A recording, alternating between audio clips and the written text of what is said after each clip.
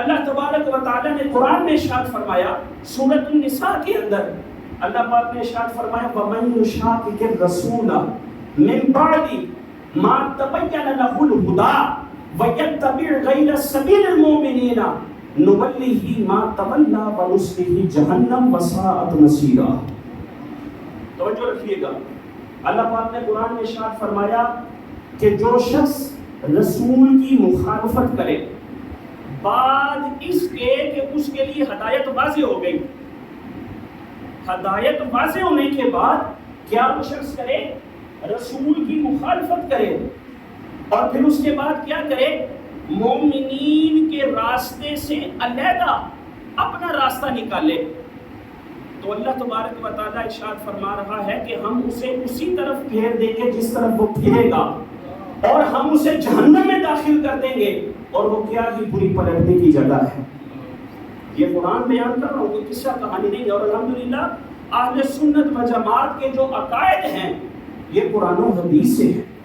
میرے میٹھے اور پیارے اسلامی بھائیوں، حضرت عبداللہ بن عمر رضی اللہ تعالیٰ عنہما سے مروی ہے، ترمذی شریف کی یہ حدیث مبارکہ ہے، آقا کریم علیہ السلام نے ارشاد فرمایا کہ اللہ تبارک و تعالیٰ میری امت کو کبھی بھی گمراہی پر جمع نہ فرمائے گا، فرمایا اللہ کا دست رحمت یہ جماعت پر ہے، یہ جماعت پر ہے، اور جو جماعت سے جدا ہو گیا فرمایا وہ دوزخ میں چلا گیا۔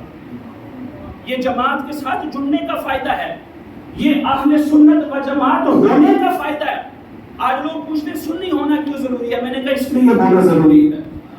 اور آئیے باپ احباب کے سامنے میں حدیث مبارکہ رکھتا ہوں، جامع ترمذی شریف کی یہ حدیث مبارکہ ہے، اور اس حدیث مبارکہ کو امام ترمذی نے حسن صحیح کہا ہے، یعنی اس حدیث کے درجے میں کسی قسم کا کوئی مسئلہ نہیں ہے۔ امام ترمذی نے اس حدیث مبارکہ کو حسن صحیح کہا، اور امام ترمذی نے اس حدیث باب کو باقاعدہ باب کے ساتھ نقل کیا، باب ما جاء فی افتراق هذه الامہ۔ حدیث مبارکہ کے راوی حضرت سیدنا ابو ہریرہ رضی اللہ تعالی عنہ ہے۔ توجہ کے ساتھ یہ آپ نے حدیث سننی ہے، اور بہت سے اشکالات جو آپ لوگوں کے ذہن میں ہیں انشاءاللہ آج وہ دور ہوں گے۔ آقا کریم علیہ السلام نے ارشاد فرمایا، ترمذی شریف کی حدیث مبارکہ ہے، تفرقت اليہود علی 71 فرقة او 72 فرقة وتفترق امتی علی 73 فرقة۔ آقا کریم علیہ السلام نے ارشاد فرمایا یہودی 71 یا 72 گروہوں میں تقسیم ہو گئے۔ کتنے گروہوں میں؟ سارے بولیے گا، 71 یا 72 گروہوں میں یہودی تقسیم ہو گئے۔ فرمایا والنصارى مثل ذلك، عیسائیوں کا بھی یہی حال تھا کہ ان کے بھی 71 یا 72 گروہ ہو گئے۔ آقا کریم علیہ السلام نے ارشاد فرمایا وتفترق امتی علی 73 فرقة، اور میری امت کے 73 فرقوں میں تقسیم ہوگی۔ اب میری پہلی جو گزارش ہے آپ احباب سے وہ تو یہ ہے کہ اس حدیث مبارکہ میں آقا کریم علیہ السلام غیب کی خبر ارشاد فرما رہے ہیں، آئندہ کی خبر حضور ارشاد فرما رہے ہیں۔ لوگ کہتے ہیں کہ ان میں غیب کا ثبوت نہیں، بات ادھر ہی آ جاتی ہے کہ کاش ہم حدیث کا مطالعہ کریں۔ کتاب الفتن پڑھ کے آپ دیکھیں، ایک سے بڑھ کر ایک آقا کریم علیہ السلام نے غیبی خبر ارشاد فرمائی ہے۔ اس حدیث میں بھی حضور نے غیبی خبر ارشاد فرمائی کہ لوگوں یہود و نصارہ 71 یا 72 گروہوں میں تقسیم ہوئے، اور میری امت 73 فرقوں میں تقسیم ہو گئی۔ اس میں سب سے پہلی تو میں یہ بات آپ احباب کے سامنے کرنا چاہوں گا، آج لوگ یہ کہتے ہیں کہ یہ فرقے کی باتیں نہیں کرنی چاہیے، فرقہ بندی میں نہیں پڑھنا چاہیے، تفرقے کی باتیں نہیں کرنی چاہیے۔ میں کہتا ہوں کہ آقا کریم علیہ السلام کے اس فرمان کے تو آپ کیا کہو گے؟ آقا کریم علیہ السلام نے خود ارشاد فرمایا کہ میری امت 73 فرقوں میں تقسیم ہوگی۔ اب مجھے بتائیں کہ کوئی شخص نعوذ باللہ ثم نعوذ باللہ آقا کریم علیہ الصلوۃ والسلام کے بارے میں کہہ سکتا ہے کہ یار حضور فرقہ بازی کی باتیں کر رہے ہیں اور عجیب و غریب قسم کی بات، نعوذ باللہ؟ تو پھر آج علماء کرام کو کیوں کہا جاتا ہے؟ آج دیکھیں ہر جگہ پہ پارٹی بازیاں بنی ہوئی ہیں، سیاست کو دیکھ لیں، اس طرف تو میں جانا ہی نہیں چاہتا، مجھ سے زیادہ بہتر جانتے ہیں کہ جگہ جگہ پہ اختلاف پڑا ہوا ہے اور عجیب و غریب قسم کی معاملات ہیں، لیکن جب دین کی بات آئے تو پھر عجیب و غریب قسم کی باتیں۔ آقا نے خود فرمایا کہ میری امت 73 گروہوں میں تقسیم ہوگی، فرقے بنیں گے، لیکن بات یہی ہے کہ جماعت کو ہم نے لازم پکڑنا ہے، جو بڑی جماعت ہے، جو سواد اعظم ہے، جو اہل سنت و جماعت ہے۔ یہ حدیث میں مکمل آپ احباب کے سامنے رکھتا ہوں۔ اچھا، اس حدیث میں اس چیز کا میرد ہے، بعض لوگ یہ کہتے ہیں کہ کسی کو برا نہ کہو، سارے ہی صحیح ہیں۔ میں کہتا ہوں نعوذ باللہ ثم نعوذ باللہ، پھر کیا کوئی مسلمان یہ کہہ سکتا ہے کہ قادیانی جو خبیث، جو رسول اللہ کی ختم نبوت پر ڈاکہ مارتے ہیں، کیا کوئی شخص یہ کہہ سکتا ہے کہ صاحب قادیانیوں کو برا نہ کہ انہیں بھی مسلمان کہہ دیں؟ جو رسول اللہ کی اہانت کرتے ہیں، قاری صاحب ذرا نرم بات کریں، سخت بات نہ کریں، انہیں بھی مسلمانوں کی صف کے اندر لے کر آئیں۔ جو قرآنی فرقہ ہے، جو حدیث کا بالکل منکر ہے، قاری صاحب ان کے بارے میں بھی نرم بات کریں، ان کو بھی اسلام کی صفوں میں کھڑا کریں۔ ہم کیسے کھڑا کر سکتے ہیں یار؟ جو رسول اللہ کی اہانت کرے، جو اسلام کی عقائد پر ڈاکہ مارے، اس کو کیسے مسلمانوں کی صف میں ہم کھڑا کر سکتے ہیں؟ لہٰذا یہ عقیدہ بھی غلط ہے کہ سارے ہی صحیح ہیں۔ اس کا مطلب آپ قادیانیوں کو بھی صحیح کہہ رہے ہو، مرزائیوں کو بھی صحیح کہہ رہے ہو، جو رسول اللہ کے بارے میں بک بک کرتے ہیں کہ آقا کے پاس اتنا علم ہے، اتنا نہیں ہے، دیوار کے پیچھے کا علم نہیں ہے، تم ان لوگوں کو بھی صحیح کہہ رہے ہو۔ آقا نے واضح فرما دیا کہ میری امت 73 فرقوں میں تقسیم ہوگی۔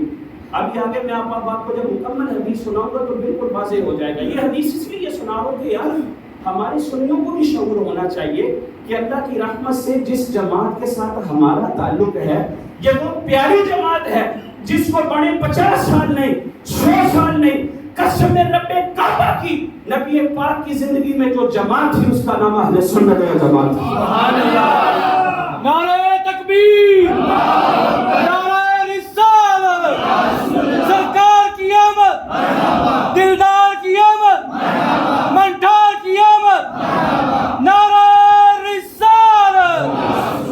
اس حدیث مبارکہ کی تھوڑی سی وضاحت بھی میں ساتھ کرتا چلوں۔ بعض لوگوں نے اس حدیث میں بھی ڈنڈی ماری ہے، انہوں نے کہا جی کہ اس حدیث میں جو آقا نے فرمایا نا کہ میری امت 73 فرقوں میں تقسیم ہوگی، اس سے سارے ہی مراد ہے، یہودی بھی، عیسائی بھی۔ میں نے کہا نا ایسا نہیں ہے۔ محدث کے آپ جو ہے وہ کلام اٹھا کر دیکھ لیں۔ پہلی بات تو یہ ہے کہ یہود و نصارہ کا تو حضور علیہ الصلوۃ والسلام نے علیحدہ طور پر ذکر کر دیا نا کہ یہود و نصارہ 71 یا 72 گروہوں میں تقسیم ہوں گے۔ یہاں پر جو بات ہے وہ امت اجابت کی بات ہے۔ امت کی دو قسمیں ہیں نا، ایک ہوتی ہے امت دعوت، ایک ہوتی ہے امت اجابت۔ امت دعوت میں سبھی شامل ہیں، یہودی بھی، عیسائی بھی، ہندو بھی، بدھ مت بھی، جن کو آقا کریم علیہ الصلوۃ والسلام نے ایمان کی دعوت دی۔ لیکن امت اجابت میں وہ داخل ہے کہ جو کلمہ پڑھے اور جو ہے وہ اسلام کو تھامے اور اس کو لے کر چلے، وہ امت اجابت میں آتا ہے۔ تو اس حدیث مبارکہ میں امت اجابت مراد ہے کہ جو کلمہ گو ہوں گے، کلمہ پڑھنے والے ہوں گے، ان کے 73 گروہ ہوں گے۔ آگے چلیے حضور نے کیا فرمایا۔ آقا کریم علیہ الصلوۃ والسلام نے ارشاد فرمایا، سنیے یہ حدیث یاد رکھنی ہے۔ حضور نے فرمایا کلہم فی النار،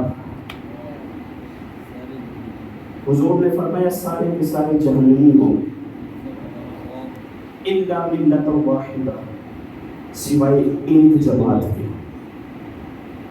معذرت کے ساتھ کیا کوئی شخص امام الانبیاء کے بارے میں کوئی بات کر سکتا ہے کہ یار حضور صاحب کو جہنمی کہہ رہے ہیں؟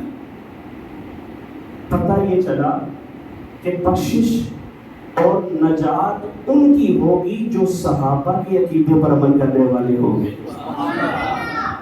کلہم فی النار، آقا نے فرمایا سارے جہنمی ہوں گے الا ملۃ واحدہ، آگے استثناء کیا، فرمایا ایک جماعت ایسی ہے جو جہنمی نہیں ہوگی بلکہ جنتی جماعت ہوگی۔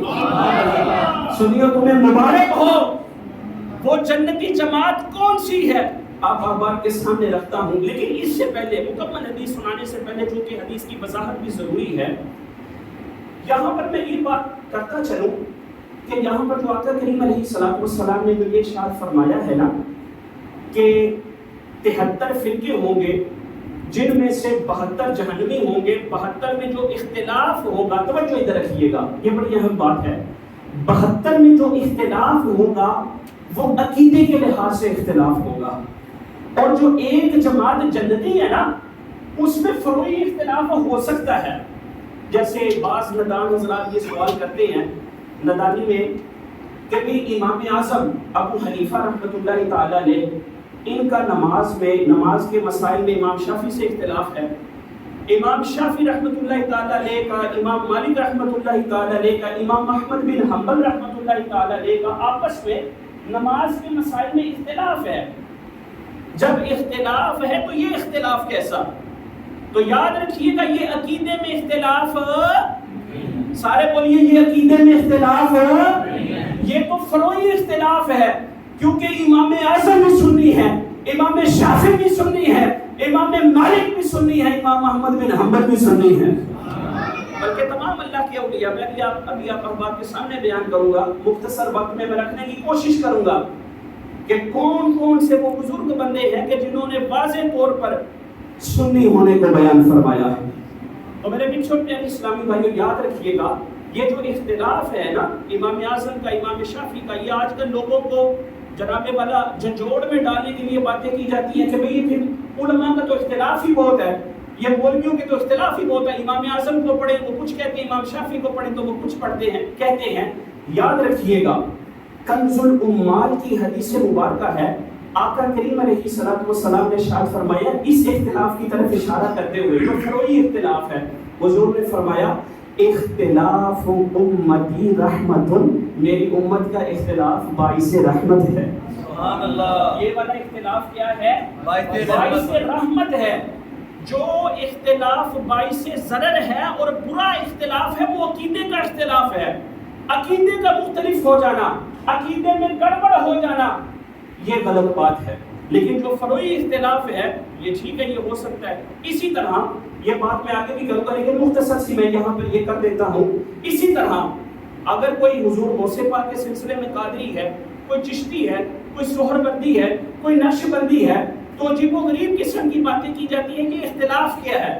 میں نے کہا یہ اختلاف نہیں، یہ فیض کے دروازے ہیں، سب کے سب جہاں جمع ہوتے ہیں وہ مصطفیٰ کے قدموں میں ہی ہوتے ہیں۔ کوئی اتاری ہے، کوئی قادری ہے، کوئی نقش بندی ہے، کوئی سہر بندی ہے، یہ کوئی علیحدہ علیحدہ جماعتیں نہیں ہیں، ہم سب کی جماعت ایک ہے جس کا نام اہل سنت و جماعت ہے۔ اچھا اب ایک اور تھوڑی سی وضاحت اس حدیث کی کر دوں، پھر یہ حدیث میں مکمل آپ احباب کے سامنے رکھتا ہوں۔ ملت واحدہ جس کو جنتی کہا گیا، اس کے جنتی ہونے سے مراد کیا ہے؟ اہل سنت کو جو جنتی کہا گیا، ملت واحدہ کو جو جنتی کہا گیا، اس جنتی ہونے سے مراد یہ ہے کہ یہ جماعت عقیدے کے لحاظ سے جنتی ہے، یعنی آیت کے بعد اہل سنت و جماعت کو عمل پر بھی زور دینا ہوگی۔ ایسا نہیں کہ میرا عقیدہ ٹھیک ہے اب میں عمل کوئی بھی نہ کروں، عقیدے کے لحاظ سے عمل بھی بہتر ہونے چاہیے، لیکن اگر عمل میں کوتاہی ہو گئی تو یا تو اللہ پاک اپنی رحمت کے صدقے معاف فرما دے گا یا اللہ پاک توبہ کی توفیق دے۔ اگر یہ دونوں کام نہ ہوئے تو وہ شخص جس کا تعلق اہل سنت و جماعت سے ہے وہ اپنی سزا بھگتنے کے بعد اس کا اپنی ٹھکانہ یہ جنت ہی ہوگا۔ تو یہ بات یاد رکھیے گا کہ جو جنتی ہونا کہا گیا ہے یہ عقیدے کے لحاظ سے کہا گیا ہے، جو 72 گروہ ہیں وہ عقیدے کے لحاظ سے ہی جہنمی ہیں، لیکن اہل سنت و جماعت یہ عقیدے کے لحاظ سے جنتی جماعت ہے۔ میرے بھی چھوٹے پیارے اسلامی بھائیوں اب ذرا توجہ رکھیے گا، اب میں اس حدیث کو ختم کرنے کی طرف آ رہا ہوں، شروع سے دوبارہ حدیث پڑھتا ہوں کیونکہ میں نے کچھ وضاحتیں بھی آپ احباب کے سامنے کی ہیں، توجہ کے ساتھ دوبارہ اس حدیث کو ذہن میں ہمیں رکھنا ہے۔ جامع ترمذی کی حدیث ہے، شروع میں آقا نے فرمایا یہودی اور عیسائی 71 یا 72 گروہوں میں تقسیم ہوئے، اور عیسائی بھی 71 یا 72 گروہوں میں تقسیم ہوئے، میری امت کے 73 گروہ بنیں گے۔ آقا نے فرمایا سارے جہنمی ہوں گے سوائے ایک ملت کے۔ اب صحابہ کرام علیہ رضوان نے عرض کیا من ہی یا رسول اللہ، آقا وہ جو جنتی ہوں گے جس ایک ملت کے بارے میں آپ نے فرمایا کہ وہ جہنمی نہیں وہ جنتی ہے، آقا وہ کون لوگ ہیں؟ میرے بیچ اور پیارے اسلامی بھائیوں، آپ کے مقدر پر قربان جاؤں، اہل سنت و جماعت یہ وہ پیارے الفاظ ہیں جو مصطفیٰ کریم علیہ السلام نے اپنی زبان سے ادا فرمائے۔ اس حدیث میں تو تھوڑا اشارہ ہے نا، میں کبھی آگے آپ کے سامنے حدیث رکھوں گا جس میں آقا کریم علیہ السلام نے واضح لفظوں میں بیان کیا۔ صحابہ پوچھ رہے ہیں یا رسول اللہ صلی اللہ علیہ وسلم من ہیا، وہ کون لوگ ہیں؟ آقا کریم علیہ السلام نے ارشاد فرمایا اے میرے صحابہ سن لو، ما انا علیہ و اصحابی، اے میرے صحابہ سن لو جس پر میں ہوں، مطلب یہ کہ جس کا تعلق میری سنت کے ساتھ ہوگا، جو اہل سنت ہوگا، وہ اصحابی، اور جو میری صحابہ کی جماعت کے ساتھ ہوگا وہ جنتی ہوگا۔ جب ان دونوں لفظوں کو ملایا جائے تو اہل سنت و جماعت بنتا ہے۔ فرمایا ما انا علیہ، جس پر میں ہوں، وہ اصحابی، اور جس پر یہ میرے صحابہ کی جماعت ہے۔ فرمایا کہ جو اس کو تھامے گا وہ جماعت وہ جنتی جماعت ہوگی۔ تو میرے بچوں پیارے اسلامی بھائیوں، ایک اور مقام ہے جہاں پر آقا کریم علیہ السلام نے واضح طور پر اہل سنت و جماعت کا لفظ لیا۔ الملل والنحل یہ کتاب ہے محمد بن عبد الکریم شہرستانی رحمہ اللہ کی، اور یہ 548 ہجری یہ ان کی وفات کا جو سن ہے، یعنی کہ ان کا دور جو ہے وہ حضور علیہ السلام کے دور کے بہت قریب ہے۔ آپ نے کتاب لکھی جس کا میں نے ابھی ذکر کیا، آپ نے اس کتاب میں 72 فرقوں کو باقاعدہ گنوایا ہے۔ آج لوگ کہتے ہیں نا یار یہ فرقہ کی باتیں، میں کہتا ہوں یہ کتاب اٹھا کر دیکھیں، اس میں آپ نے باقاعدہ 72 فرقے گنوائے بھی ہیں، اور دور حاضر میں مفتی انس صاحب کی بھی کتاب ہے 73 فرقے اور ان کے عقائد، یہ آپ پڑھ لیجئے گا، اس میں آپ نے باقاعدہ 73 فرقے گنوائے ہیں۔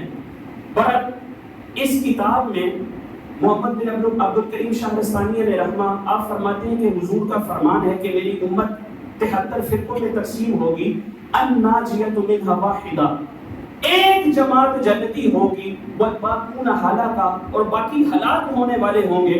آقا سے پوچھا گیا ومن الناجیہ، یا رسول اللہ صلی اللہ علیہ وسلم وہ نجات پانے والی جماعت کون سی ہوگی، وہ ناجی جماعت کون سی ہوگی؟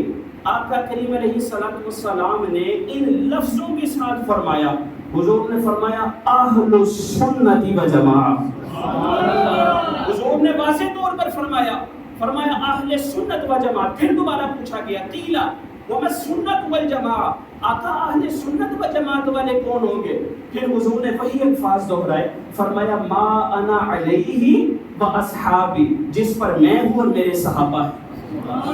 یہ بڑے مختصر سے الفاظ ہیں، اگر آپ چاہیں تو عربی کے بھی یاد کر سکتے ہیں، ما انا علیہ و اصحابی، اس سے مراد اہل سنت و جماعت ہے۔ آئیے میں آپ احباب کے سامنے رکھتا ہوں کہ اولیاء کرام نے بھی اپنے آپ کو اہل سنت و جماعت فرمایا۔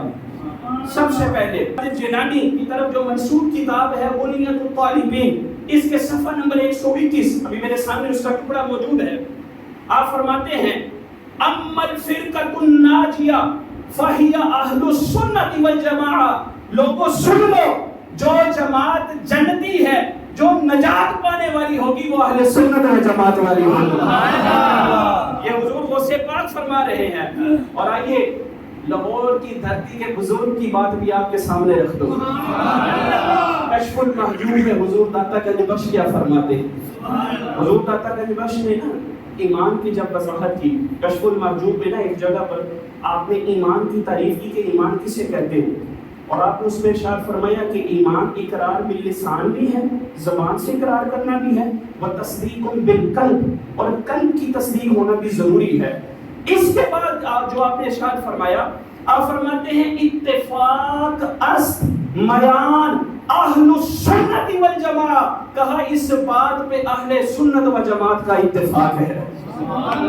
یعنی کشف المحجوب میں حضور داتا گنج بخش رحمۃ اللہ تعالی علیہ نے بھی سنیوں کا ذکر کیا ہے۔ اس کے بعد نسیم الریاض شرح شفا شریف میں شہاب الدین خفاجی علیہ رحمہ آپ بھی بیان فرماتے ہیں کہ آقا کریم علیہ السلام نے جس جماعت کو ناجی کہا، نجات والی جماعت کہا، فرمایا وَهُمْ أَهْلُ السُّنَّةِ وَالْجَمَاعَةِ، وہ جماعت اہل سنت و جماعت ہے۔ اور اس کی نشانی آگے بتائی، اس کی شان یہ ہے المتمسکون بکتاب اللہ و سنت رسولہ، کہ اہل سنت و جماعت کتاب اللہ کو تھامنے والے بھی ہیں اور رسول اللہ کی سنت کو تھامنے والے بھی ہیں۔ یہ سارے ہمارے بزرگ ہیں یار، میں کہتا ہوں یہ ہمارے بزرگ ہیں۔ تم ذرا اپنی صفوں میں بھی حضور غوث پاک جیسا دکھاؤ نا، بات سمجھ رہے؟ تم اپنی صفوں میں حضور داتا گنج بخش جیسا کوئی دکھاؤ نا۔ آئیے آگے چلتے ہیں۔ حضرت علامہ مولا علی قاری رحمۃ اللہ تعالی علیہ کیا فرماتے ہیں؟ آپ مرقات المفاتیح میں ارشاد فرماتے ہیں فلا شک ولا ریب انہم ہم اہل سنت والجماعہ، فرماتے اس بات میں کوئی شک نہیں ہے، کوئی ریب نہیں ہے کہ جو جماعت جنتی ہے وہ اہل سنت و جماعت ہے۔ آئیے ایک اور بزرگ کے بارے میں بتاتا ہوں، نام سنیں گے تو آپ سبحان اللہ کہے بغیر نہیں رہیں گے، حضرت مجدد الافسانی رحمہ اللہ۔ آپ فرماتے ہیں مکتوبات شریف میں جلد نمبر 1 جز نمبر 2 صفحہ نمبر 72 میں فرماتے منتظم اتباع آن سرور اہل سنت و جماعت اند فہم الفرقۃ الناجیہ، لوگوں سن لو جو جماعت نجات پانے والی ہے وہ اہل سنت و جماعت ہے۔ بھائی ہمارے بزرگوں نے تو اپنے آپ کو سنی کہا ہے یار، تو ہم اپنے آپ کو سنی کہے بغیر کیسے رہ سکتے ہیں؟ جس لفظ سے غوث پاک اپنے آپ کو مستغنی نہیں کر سکے تو ہم کیسے کہیں کہ ہم سنی نہیں؟ ہم بھی کہتے ہیں کہ ہمارا رواں سنی ہے۔ آئیے حضرت مجدد الافسانی رحمہ اللہ اپنی کتاب اپنے مکتوبات شریف میں آپ ایک بزرگ کا ذکر کرتے ہیں، حضرت خواجہ عبید اللہ احرار رحمہ اللہ۔ یہ موضوع بڑا اہم موضوع ہے، ذرا توجہ آپ احباب نے رکھنی ہے۔ آپ فرماتے ہیں کہ حضرت خواجہ عبید اللہ احرار رحمہ اللہ یہ اپنے وقت کے بہت بڑے بزرگ تھے، بہت بڑے ولی تھے۔ ان کا ذکر کرتے ہیں کہ حضرت خواجہ عبید اللہ یہ کہا کرتے تھے کہ اگر لوگ میری ساری کرامتیں بیان کریں، میری بزرگیاں بیان کریں، لیکن میرا سنی ہونا بیان نہ کریں، تو فرمایا میں یہ کہوں گا کہ لوگوں نے میرے فضائل بیان نہیں کیے بلکہ میری توہین کی ہے، میری توہین کی ہے۔ سنی کہنا یہ اتنا ضروری سمجھا کرتے تھے۔ یہ آج میں کیوں آپ لوگوں کو یہ سنا رہا ہوں، یہ جو سینکڑوں کتابوں کے میں آپ کو دلائل دے رہا ہوں، لوگ پوچھتے ہیں کہ یار آپ یہ ان لوگوں کو یوں کیوں کہتے ہیں، یوں کیوں کہتے ہیں؟ میں نے کہا اس لیے کہتے ہیں کیونکہ آقا نے فرمایا کہ جو جماعت نجات پانے والی ہوگی وہ اہل سنت و جماعت کی ہوگی، اور جماعت کے اوپر حدیث میں نے آپ کو سنائی ید اللہ علی الجماعہ، حضور نے فرمایا کہ اللہ کا دست رحمت یہ جماعت پر ہوتا ہے، سبحان اللہ، اہل سنت و جماعت پر ہوتا ہے۔ میرے میٹھے اور پیارے اسلامی بھائیوں، حضرت شیخ عبدالحق محدث دہلوی رحمہ اللہ فرماتے ہیں ثبات اعظم راہ دین اسلام مذہب اہل سنت و جماعت است۔ حضرت شیخ عبدالحق محدث دہلوی فرماتے ہیں کہ جو ثبات اعظم ہے نا، جو بڑی جماعت ہے، آپ فرماتے ہیں کہ اس کا دین اسلام ہے اور مذہب اہل سنت و جماعت ہے۔ میرے پیچھے اور پیارے اسلامی بھائیوں، امام جلال الدین سیوطی رحمۃ اللہ تعالیٰ نے تو بات بھی دکھا دی۔ امام جلال الدین سیوطی رحمۃ اللہ تعالیٰ نے کیا ارشاد فرماتے ہیں اور باقاعدہ دلیل دی ہے انہوں نے۔ امام جلال الدین سیوطی رحمۃ اللہ تعالیٰ نے فرماتے ہیں اہل سنت ہی ثبات اعظم ہے، اہل سنت ہی بڑی جماعت ہے۔ اس پر دلیل یہ ہے کہ یہ بڑی جماعت کیسے ہے، سنیے گا۔ آپ فرماتے ہیں کہ اگر 72 کے 72 فرقوں کو جمع کیا جائے تو یہ اہل سنت و جماعت کے 10ویں حصے کے برابر بھی نہیں ہے۔ تو آپ دیکھ لیں حضور کا میلاد منانے والے، یا رسول اللہ کا نعرے لگانے والے یہ صرف پاکستان میں تھوڑی ہیں، اہل ترک کو دیکھ لے، شام کو دیکھ لے، اہل یمن کو دیکھ لے، اہل حجاز کو دیکھ لے، آپ کو کثریت کے ساتھ یا رسول اللہ کے نعرے لگانے والے نظر آئیں گے۔ تو میرے پیچھے اور پیارے اسلامی بھائیوں، مختصر وقت میں چند بزرگان دین اور چند اولیاء کرام رحمہم اللہ المبین کا تذکرہ میں نے آپ احباب کے سامنے رکھا کہ جنہوں نے اپنے آپ کو سنی کہا۔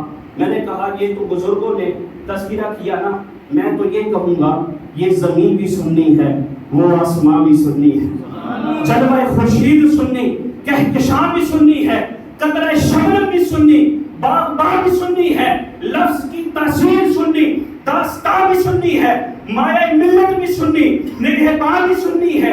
اہل سنت کے جیالو باندھ لو کر تم کمر، نظر آئے گا تمہیں تو پھر سارا جہان ہی سننی ہے۔ میرے پیچھے اور پیارے اسلامی بھائیوں، آئیے آگے چلتے ہیں۔ بعض لوگ نا یہ اعتراض کرتے ہیں، اعتراض یہ کرتے ہیں کہ اللہ پاک نے قرآن میں ارشاد فرمایا سورۃ الحج میں آیت نمبر 78 میں هو سماکم المسلمین، کہ اللہ تبارک و تعالی نے تمہارا نام مسلم رکھا۔ جب تمہارا نام مسلم ہے، مومن ہے، تو پھر تم اپنے آپ کو سنی کیوں کہتے ہو؟ استاد محترم بیٹھے ہیں، کئی جوابات ہیں، اس کے الزامی جوابات بھی بہت سے دیے جا سکتے ہیں۔ یعنی وہ جو لوگ اپنے آپ کو مخصوص فرقے کی طرف مائل کرتے ہیں اور کہتے ہیں، ان کو الزامی جواب بہت دیے جا سکتے ہیں۔ چونکہ وقت قلیل ہے، میں نے ایک دو باتیں آپ کے سامنے آخر میں وہ نہایت اہم رکھنی ہے، اس کی طرف میں ذرا جلدی جانا چاہ رہا ہوں، لہٰذا میں صرف تحقیقی جواب اس بات کا دوں گا۔ یاد رکھیے گا، ایک ہے ہمارا انٹرنیشنل تعارف، اور وہ کیا ہے؟ وہ ہے مسلم، یعنی یہود و نصارہ کے مقابلے میں، ہندوؤں کے مقابلے میں، بدھ مت کے مقابلے میں، جتنے بھی باطل ادیان ہیں ان سب کے مقابلے میں ہمارے یہی تعارف ہے کہ ہم مسلمان ہیں۔ لیکن جب اسلام کی چھتری میں، اسلام کے لبادے میں چور اور ڈاکو بھی آ گئے، چور اور ڈاکو سے میں اب سارے فرقوں کا نام، کیونکہ بعض لوگ کہتے ہیں کہ ایسا فرقے کا چلے جو بھی ہے نام نہ لیں، اگرچہ اس میں کوئی قباحت نہیں ہے، میں ابھی آپ کے سامنے قرآن کی آیت میں، لیکن میں چلے کسی کا نام نہیں لیتا ابھی، لیکن چلے اشارہ دے دیتا ہوں، جو رسول اللہ کی ذات کے بارے میں بک کرے، رسول اللہ کے علم کے بارے میں بکواس کرے، آقا کی توہین کرے، جو رسول اللہ کی ختم نبوت پہ ڈاکہ مارے، میرے پیچھے اور پیارے اسلامی بھائیوں، کیا وہ گند اور ستھری شے اکٹھے رہ سکتی ہے؟ لہٰذا ممتاز کرنا یہ ضروری ہے اپنے آپ کو۔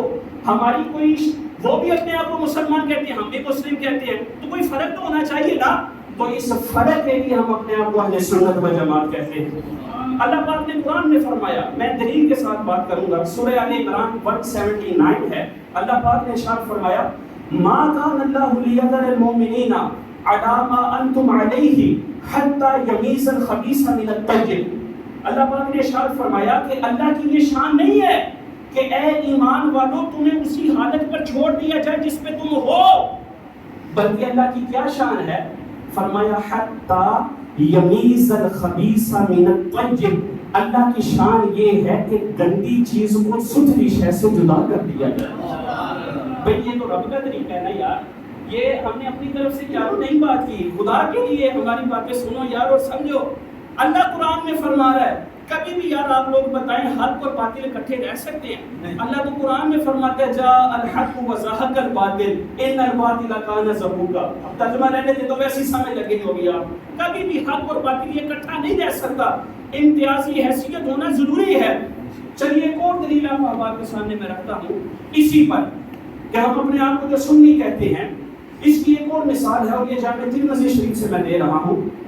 نبی پاک صلی اللہ تعالی علیہ وسلم ایک مرتبہ نا صحابہ کے مجمع میں کھڑے ہوئے اور آقا کریم علیہ السلام نے پوچھا کہ صحابہ بتاؤ میں کون ہوں؟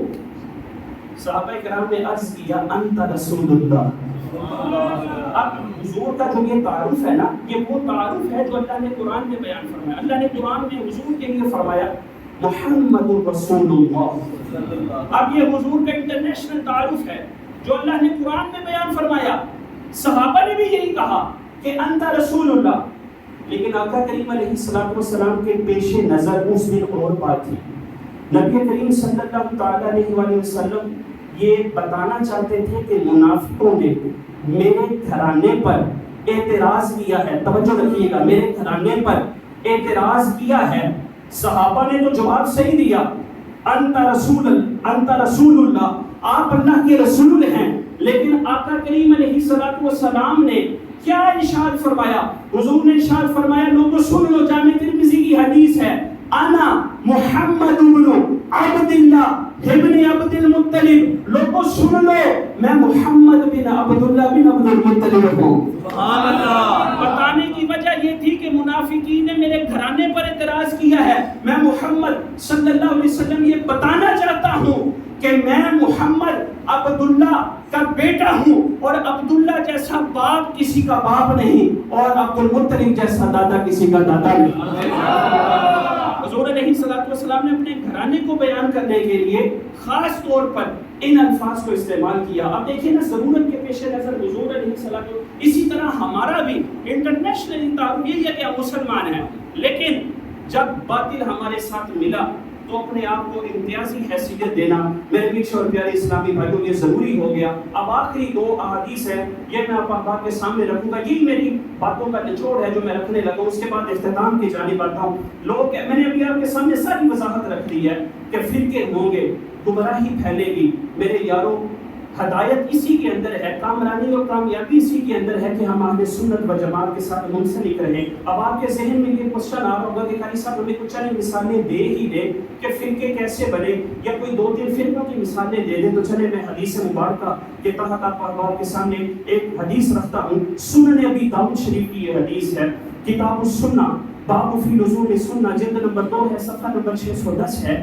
حضرت المقدام بن معدی کرب یہ جو ہے حدیث مبارکہ کے راوی ہیں، آپ فرماتے ہیں کہ حضور علیہ السلام نے ارشاد فرمایا، توجہ رکھیے گا، اب اس حدیث میں حضور غیبی خبر دیں گے اور ایک باطل فرقے کی خبر بھی دیں گے۔ آقا نے فرمایا، لوگوں سن لو، مجھے قرآن بھی دیا گیا اور اس کا مثل بھی دیا گیا۔ قرآن سے مراد تو آپ سمجھ گئے نا، اور اس کے مثل سے کیا مراد؟ حدیث مبارکہ، سرکار کا فرمان، کیونکہ سرکار کی زبان سے جو نکلتا ہے نا وہ بھی رب کے حکم سے ہی ہوتا ہے۔ وَمَا يَنطِقُ عَنِ الْهَوَىٰ إِنْ هُوَ إِلَّا وَحْيٌ يُوحَىٰ۔ ترجمہ علماء کرام سمجھ گئے ہوں گے۔ میرے ایشور پیارے اسلامی بھائیوں، حضور کے ارشاد فرما رہے ہیں لوگوں سن لو، مجھے قرآن بھی دیا گیا اور اس کا مثل بھی دیا گیا۔ قرآن کو وحی مطلوب کہا جاتا ہے، اور حضور جو ارشاد فرماتے ہیں اسے وحی غیر مطلوب کہا جاتا ہے۔ فرمایا مجھے قرآن بھی دیا گیا اور اس کا مثل بھی دیا گیا۔ لوگوں سن لو، ان قریب ایک بندہ ایسا آئے گا جو پیٹ بھرا ہوگا اور اپنی مصاحف پر یہ کہے گا کہ صرف قرآن کو مانو، قرآن میں جو چیز حلال ہے اسے حلال جانو اور جو شے حرام ہے اسے حرام جانو۔ حالانکہ رسول اللہ کا حرام فرمایا ہوا بھی ویسا ہی حرام ہے جیسا رب کا قرآن میں حرام فرمایا ہوا۔ بات سمجھ رہے ہیں نا آپ لوگ؟ حضور نے کیسے ایک فرقے کی طرف جو ہے وہ خبر ارشاد فرمائی، اور پھر آقا کریم علیہ السلام نے منہ توڑ دھویا کہ ایسے فرقے کو جواب بھی دیا۔ آقا نے فرمایا لوگوں سن لو، تمہارے لیے پالتو گدھا کھانا یہ حلال، اسی طرح کیل والا جو درندہ ہے اس کو کھانا بھی حلال۔ مفتی احمد یار خان نعیمی رحمۃ اللہ تعالی علیہ اس حدیث مبارکہ کے تحت فرماتے ہیں، حضور نے اس حدیث کے تحت نہایت توجہ رکھنی ہے، عبداللہ چکڑالوی کے بارے میں غیبی خبر دی۔ عبداللہ چکڑالوی یہ قرآنی فرقے کا موجد تھا، یہ میاں والی میں ایک علاقہ ہے پنجاب میں چکڑالہ، اس فرقے کا یہ بانی ہے۔ اس کا عقیدہ یہ تھا صرف قرآن کو مانو، نعوذ باللہ حضور کی حدیث کچھ نہیں۔ حضور کی حدیث کے بارے میں مجھے بتائیں کہ جس دین میں یار مصطفیٰ کریم علیہ السلام کی احادیث کے منکر پیدا ہو جائیں، کیا آپ لوگ کہیں گے کہ سب نرم بات کرو، ان کو بھی جناب والا کھینچ کے گھسیٹ تان کے مسلمانوں کی صفوں میں داخل کر دو؟ یار عجیب تماشا ہے یار، ایک بندہ حدیث کا منکر ہو گیا ہے اور تم کہہ رہے ہو فرقہ والی کی باتیں نہ کرو۔ عجیب و غریب قسم کی باتیں حضور فرما رہے ہیں۔ مفتی احمد یار خان نعیمی رحمۃ اللہ تعالی علیہ فرماتے ہیں کہ حضور نے پھر ان لوگوں کو جواب دیا کہ گدھے کا حرام ہونا، توجہ رکھیے گا، گدھے کا حرام ہونا یہ قرآن سے پھر دکھاؤ نا ذرا، پورا قرآن پڑھ لیں، قرآن میں گدھے کا حرام ہونا کہیں بھی تمہیں نہیں ملے گا۔ اس حدیث میں اسی لیے واضح طور پر حضور نے فرمایا نا کہ میں تمہارے لیے یہ اعلان کرتا ہوں کہ پالتو گدھا کھانا یہ تمہارے لیے حلال نہیں ہے۔ مزید مفتی احمد یار خان نعیمی رحمہ اللہ فرماتے ہیں کہ قرآن میں سب کچھ ہے، لیکن اس کے لیے کہ جسے نکال کے مصطفیٰ دے، مصطفیٰ جسے نکال کے قرآن سے دے۔ بھئی قرآن کی عملی تصویر تو مصطفیٰ ہے۔ اور پھر مفتی احمد یار خان نعیمی رحمہ فرماتے ہیں کہ سمندر میں تمہیں جواہرات ملیں گے، ہیرے ملیں گے، سب کچھ ملے گا، لیکن کوئی بھی بندہ اندھے وقت سمندر میں چھلانگ نہیں لگاتا۔ اگر اسے ہیرے جواہرات چاہیے تو وہ جوہری کی دکان پہ جاتا ہے۔ اس لیے اگر ہمیں علم کا خزانہ چاہیے تو مصطفیٰ کے در پہ جانا پڑے گا۔ اور یہ دیکھو نا یار، یہ فرقہ ہے نا، اب اس کے بارے میں حضور نے رد کیا۔ اب آگے چلیے، یہ حدیث جو بھی بیان کروں گا میرے خیال میں کئیوں کو آتی ہوگی۔ حضرت ابو ہریرہ اس حدیث کے راوی ہیں، آقا فرماتے ہیں لا تقوم الساعہ، قیامت قائم نہیں ہوگی حتی یبعث دجالون کذابون قریب من 30 کلهم یزعم انه رسول اللہ۔ آقا فرماتے ہیں کہ قیامت تب تک قائم نہیں ہوگی جب تک کہ میری امت میں 30 جھوٹے دجال پیدا ہوں گے اور ہر ایک یہ دعویٰ کرے گا کہ میں اللہ کا رسول ہوں۔ ہر ایک یہ دعویٰ کرے گا، یہ غیبی خبر ہے۔ ابھی میں اور نکات کی طرف نہیں جا رہا چونکہ میرا موضوع سنی ہونا ہے، میں اس کو بیان کر رہا ہوں۔ مجھے بتائیں کہ آج قادیانی جو ہے، آج مرزائی جو ہے، میرے پیچھے اور پیارے اسلامی بھائیوں، ان کے بارے میں کوئی نرم عقیدہ رکھ سکتے اور کوئی کہہ سکتا ہے کہ یار ٹھیک ہے، اللہ نے قرآن میں فرمایا ما کان محمد ابا احد من رجالکم ولکن رسول اللہ وخاتم النبیین۔ ٹھیک ہے قاری صاحب، خاتم النبیین کا معنی ٹھیک ہے، لیکن آپ مرزائیوں کو برا نہ کہیں، ایسا کوئی کہہ سکتا ہے؟ میں کہتا ہوں خدا کی قسم ہماری ساری مائیں بھی ختم نبوت کے عقیدے پر قربان ہو جائے۔ ختم نبوت کا عقیدہ کوئی چھوٹی بات ہے؟ کوئی یہاں بھی اٹھ کے کھڑا ہو جائے اور کانا اندھا یہ کہے کہ میں اللہ کا نبی ہوں، اور ہم کہہ دیں کہ نہیں نہیں اس کو بھی آپ اسلام کی صف میں داخل کریں۔ لہٰذا پیارے اسلامی بھائیوں یاد رکھیے گا، یہ جو غلط عقائد ہیں ان کو ہمیں چھوڑنا ہوگا۔ اہل سنت و جماعت یہی حقیقی راہ ہے۔ آخری حدیث مبارکہ، اس کے بعد میں اختتام کی جانب آ رہا ہوں۔ یہ حدیث مبارکہ بڑی اہم حدیث ہے، اور اس حدیث کو ایک تابعی بزرگ ہے وہ روایت کرتے ہیں، حضرت یحییٰ بن یعمر۔ یاد رکھیے گا کہ یہ اس طرح کے جو بیانات ہیں نا، یہ ہر دفعہ اور ہر موضوعات اس طرح کے نہیں ہوتے۔ بڑا کوئی خاص موضوع ہو تو بندہ عقیدے کے حوالے سے صفائی کو بیان کرتا ہے، تو لہٰذا میں یہ چاہ رہا ہوں کہ ایک دو حدیثیں ہیں آپ لوگوں کے ذہن میں پیدا ہو جائیں گی۔ چلے بہت سے نوجوان ہیں مجھے پوچھ رہے ہیں قاری صاحب یہ تابعی بزرگ ہیں، آپ فرماتے ہیں کہ ہمارے زمانے میں بصرہ کے اندر ایک بندہ پیدا ہوا جس کا نام تھا معبد جہنی۔ علماء اس بات کو جانتے ہوں گے، ہم نے درس نظامی میں بھی یہ بات پڑھی تھی۔ معبد جہنی یہ وہ بندہ تھا جس نے تقدیر کا انکار کر دیا۔ اچھا میں یہاں پر ایک چھوٹی سی بات یہ بھی کر دوں، ہم نے عقیدہ اس کی بات سنی، لوگوں کے ذہن میں ہوگا کہ یار مختصر سا کوئی عقیدے کے بارے میں بتا بھی دے کہ عقیدہ ہے کیا چیز، تو میں یہ عرض کرنا چاہوں گا کہ بچے کو یاد ہے جو ایمان مفصل ہے، وہ ایمان مفصل ہم بچوں کو کیا یاد کرواتے ہیں؟ آمنتو باللہ و ملائکتہ۔ سمجھ رہے ہیں یہ ساری وہ چیزیں ہیں کہ جن ذاتوں کے بارے میں ہمارا عقیدہ اچھا ہونا چاہیے۔ میں ترجمہ نہیں کروں گا چونکہ میں نے بات آگے لے کے جانی ہے۔ آمنتو باللہ و ملائکتہ و کتبہ و رسلہ والیوم الآخر، قیامت کا دن، والقدر خیرہ و شرہ من اللہ تعالی والبعث بعد الموت، تقدیر کا بھی اندر ہے، اور قیامت کے دن اٹھنے کا، مرنے کے بعد زندہ ہونے کا ذکر بھی موجود ہے ہمارے عقائد میں۔ بہرحال یہ ساری عقائد والی چیزیں ہیں کہ جن پر جو بندے کا ایمان ہونا ضروری ہے۔ میں بات یہ کر رہا تھا کہ حضرت یحییٰ بن یعمر فرماتے ہیں کہ ہم بصرہ میں تھے، ایک بندہ معبد جہنی ایسا پیدا ہوا جس نے عقیدہ تقدیر کا انکار کر دیا، تقدیر کے عقیدے سے منحرف ہو گیا، اور اس نے کیا کہا؟ اس کا عقیدہ یہ تھا کہ جب بھی بندہ کوئی کام کرتا ہے نا، جیسے مثال کے طور پر کوئی بندہ کھڑا ہو کر کوئی کپڑے پہننے لگا، مثال دے رہا ہوں، تو جیسے ہی وہ کپڑے پہنے گا نا، تو جیسے ہی کپڑے پہننے کا علم اس بندے کو ہوا نا، ویسے ہی اسی وقت ہی اللہ کو بھی علم ہوا، پہلے نہیں تھا نا اس۔ یہ اس بندے کا عقیدہ تھا، تقدیر کا منکر ہو گیا۔ اب حضرت یحییٰ بن یعمر جو تابعی بزرگ ہیں وہ کہتے ہیں بڑا مسئلہ ہو گیا یار، اب ہم نے یہ سوال تو کرنا ہے۔ اب حضرت یحییٰ بن یعمر کہتے ہیں میں نے اپنے ساتھی کو لیا، حمید بن عبد الرحمن حمیری کو، اور ہم حج کرنے کے لیے گئے، اور دل میں تمنا یہ تھی کہ حضور کے کوئی صحابی مل جائیں اور ہم ان سے یہ سوال پوچھیں کہ حضور ایک بندہ ہمارے ادھر بصرہ میں تقدیر کا منکر ہو گیا ہے، اس کے حوالے سے آپ کیا ارشاد فرماتے ہیں؟ آپ فرماتے ہیں دونوں بزرگ کے ہم گئے تو ہماری ملاقات ان سے ہوئی، نام سن کر آپ تمام احباب خوش ہو جائیں گے۔ حضرت عمر فاروق اعظم کے بیٹے حضرت عبداللہ رضی اللہ تعالیٰ عنہ، حضرت عبداللہ بن عمر رضی اللہ تعالیٰ عنہ کا وہ مقام تھا کہ شرق سے غرب تک آپ کا فتویٰ چلا کرتا تھا، حضرت عبداللہ بن عمر رضی اللہ تعالیٰ عنہ۔ اب دونوں تابعی بزرگ حضرت عبداللہ بن عمر کے پاس جاتے ہیں، اور یہاں پر میں ایک بڑی اہم بات کرنے لگا ہوں۔ یہ جو تابعی بزرگ تھے انہوں نے عربی میں کیا تعارف کیا ان لوگوں کا، آج ہم بھی بڑی جلدی پریشان ہو جائے، قاری صاحب انہوں نے کیٹیاں ایڈیاں بڑیاں داڑیاں ہیں، ਉਹ ਕਹਿੰਦੇ ਸਭ ਉਹਦੇ ਏਡੀਆਂ ਵੱਡੀਆਂ ਪਗੜੀਆਂ ਉਹਨਾਂ ਨੇ ਪਾਈਆਂ ਹੋਈਆਂ, ਕਰ ਸਭ ਉਹਨਾਂ ਦੀਆਂ ਸ਼ਲਵਾਰਾਂ ਤੇ ਤੁਹਾਡੇ ਤੋਂ ਵੀ ਇੰਨੀਆਂ ਉੱਚੀਆਂ ਹੁੰਦੀਆਂ ਨੇ, ਤੁਸੀਂ ਉਹਨਾਂ ਨੂੰ ਪੂਰਾ ਕਹਿ ਰਹੇ ਹੋ।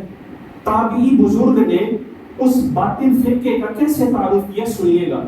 फरमाते हैं जब हजरत अब्दुल्ला बिन उमर हमें मिले ना, हम बहुत खुश हुए और अल्लाह का शुक्र अदा किया और हमने अर्ज की हुजूर तक ज़ाहिर क़िबल लना नासुन, हमारे दरमियान ऐसे लोग जाहिर हुए यक़रऊनल कुराना, वो कुरान की तिलावत भी करते हैं, कुरान पढ़ने वाले हैं। आज लोग देखते हैं कि सब वो तो बहुत बड़े नमाजी हैं। मैंने कहा जो जितना बड़ा नमाजी हो, रोजेदार हो, ज़कात देने वाला हो, हज करने वाला हो, जब तक मुस्तफा की गुलामी का पट्टा अपने गले में नहीं डालेगा उसकी नमाज उसके मुंह पर मार दी जाएगी। ये अकीदा है। जब तक हुजूर की नमाज पर पहरा नहीं दिया जाएगा कोई नमाज़ें कबूल नहीं है। देखिए ताबी का फरमान, हम पर फतवा लग सकता है, हजरत अब्दुल्ला बिन उमर पे क्या फतवा लगाओगे, सुनिएगा। ताबी बुजुर्ग कह रहे हैं हुजूर वो कुरान पढ़ते हैं, उनकी आवाजें बड़ी खूबसूरत हैं। आगे सुने, वयतफक्करून इल्मा, इल्म की बड़ी बड़ी महफिलें लगाते हैं, इल्म हासिल करते हैं, बड़े पक्के नमाजी हैं। वज़करा मिन शानिहिम, लेकिन उनके अकीदे में से एक अकीदा ये है कि वो तकदीर के अकीदे पर ईमान नहीं रखते हैं। और हुजूर उनका ये अकीदा है कि बंदा जो जब भी कोई मामला करता है नया काम, तो जैसे ही उस बंदे को पता चलता है रब को भी तभी इल्म होता है। अब हजरत अब्दुल्ला बिन उमर रज़ी अल्लाह तआला अन्हुमा ने क्या जवाब इरशाद फरमाया, सुनिएगा। और मेरे मित्र और प्यारे इस्लामी भाइयों, आप लोग हमें तो नैरो माइंडेड कह सकते हैं, उलमा को तो कह सकते हैं, हजरत अब्दुल्ला बिन उमर के हवाले से क्या कहेंगे, आपने क्या फतवा दिया। और उस वक्त मैंने बताया आपका फतवा शर्क़ व गर्ब में चलता था, तकदीर के मुनकिर है। याद रखिए अकायद में से एक अकीदा है तकदीर। जो शख्स तकदीर का मुनकिर है, सुनिएगा उसके बारे में अब्दुल्ला बिन उमर क्या कहते हैं। तो जो तकदीर से बढ़कर मुस्तफ़ा की ज़ात के बारे में बकबक करे, हम उसको अपनी सफ़ा में कैसे खड़ा कर सकते हैं। सुनिएगा, आप इरशाद फरमाते हैं तुम्हारा सवाल ये है कि वो बड़े नमाजी हैं, बड़ा कुरान पढ़ने वाले हैं, लेकिन तकदीर के अकीदे पर उनका ईमान नहीं है। तो सुनो, वइज़ा लकीता, मुस्लिम शरीफ की ये रिवायत है, मैं हवाले साथ साथ आपको दे के जा रहा हूँ, अगर किसी ने देखना हो तो जाके देख ले। मुस्लिम शरीफ की हदीस जिल्द नंबर 1 सफ़ा नंबर 27 पर हदीस मौजूद है। हजरत अब्दुल्ला बिन उमर रज़ी अल्लाह तआला अन्हुमा फरमाते हैं वइज़ा लकीता उलाइका फअखबिरहुम अन्नी बरीउम मिनहुम, जब तुम उन लोगों से मिलना तो जाकर ये ऐलान कर देना कि अजीम सहाबी रसूल अब्दुल्ला बिन उमर ने उनके साथ बरात का ऐलान कर दिया, उनसे बरी हो गए हैं, उनकी जमात से अलहदगी इख्तियार कर ली, हम उनके साथ कोई नहीं। मैं कहता हूँ कि जिनके साथ बरात का ऐलान अब्दुल्ला बिन उमर करे और वजह क्या बने, तकदीर पर ईमान नहीं है, तो जो लोग मुस्तफ़ा की ज़ात के बारे में अजीब व गरीब किस्म की बातें करें, हम उनके साथ जफ्फियाँ डालें, हम उनके साथ निकाह करें, हम उनको पैसे वाला देख कर सारे मामलात करें, हम सब कुछ करें। अभी मैं आपके सामने हदीस सुनाऊंगा कि हुजूर ने क्या क्या चीज़ें इरशाद फरमाई। कुछ बातें होती हैं जो मिंबर पर हज़म करनी पड़ती हैं, कईयों का इतना आज़मा नहीं होता, माज़रत के साथ। पर आगे आपने क्या इरशाद फरमाया, हज़रत अब्दुल्ला बिन उमर फरमाते हैं, साथ ही जो बात इरशाद फरमाई, फरमाया वल्लज़ी यहलिफु बिही अब्दुल्लाह इब्न उमर लौ अन्ना लिअहदिहिम मसला उहुद ज़हबन फअनफक़हु मा क़बिलल्लाहु मिन्हु हत्ता युमिना बिल क़द्री। हज़रत अब्दुल्ला बिन उमर कहते हैं कि फ़िरक़ा क़दरिया में से कोई बंदा ओहुद पहाड़ जितना सोना अल्लाह की बारगाह में सदका करे, कहा उसका सदका कबूल नहीं होना, नहीं होना, नहीं होना। ओहुद पहाड़ जितना सोना अगर अल्लाह की बारगाह में सदका करे, कहा कब कबूल होगा, हत्ता युमिना बिल क़द्री, यहाँ तक के अकीदा तकदीर पर ईमान लाए। यही मेरे प्यारे भाइयों मेरी गुफ्तगू थी जो मैंने खालिस तबलीग आपके सामने रखी। कोई लफ्ज़ किसी को बुरा लगा हो तो मैं माज़रत चाहता हूँ, लेकिन बात ये है जब अकीदे की बात हो ना तो रहा नहीं जाता, उससे मुस्तफ़ा की बात हो या कोई और मौजू हो तो हम चलाते हैं, लेकिन दिल में ना वो बातें चल रही होती हैं कि जो गैरों ने आप गुस्ताखियाँ पढ़ के देखें या इनके मामला देखें तो ना दिल अंदर से तड़प रहा होता है, इसलिए ये जज्बात होते हैं, ये सारी बातें होती हैं।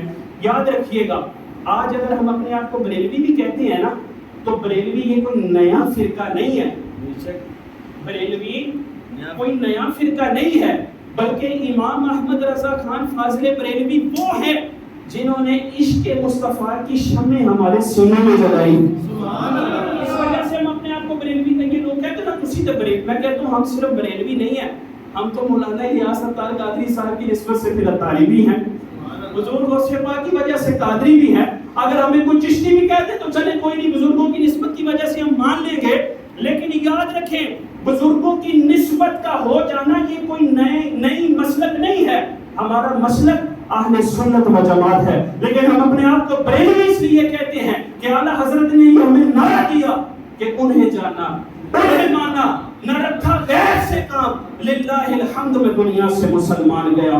اعلیٰ حضرت نے ہمیں بتایا کہ کوئی تمہیں جتنا مرضی پیسہ دے، لنگر دے، ٹکر دے، لیکن مصطفیٰ کے در کو نہ چھوڑنا۔ ریاست نان پارا کا ایک شہزادہ، اس نے شعراء کو پیسے دیے کہ میری شان میں قصیدے لکھے جائیں۔ اعلیٰ حضرت کو بھی کہا گیا کہ حضور آپ بھی اس شہزادے کے لیے کوئی قصیدہ لکھنا چاہیں گے؟ آج میں بتانا چاہ رہا ہوں کہ ہم اپنے آپ کو بریلوی کیوں کہتے ہیں۔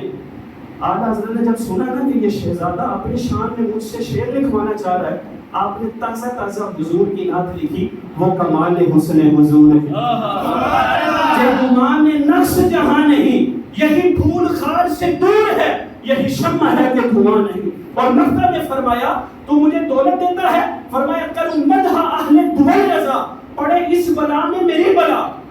دول کہتے ہیں دولت کی جمع کو، فرمایا کروں مدح اہل دول رضا، پڑے اس بلا میں میری بلا۔ اور بھائی میں گدا ہوں اپنے کریم کا، میرا دین پارا نہ نہیں، میرا دین روٹی کا ٹکڑا نہیں ہے، ہم روٹی کے ٹکڑوں پہ نہیں پلتے۔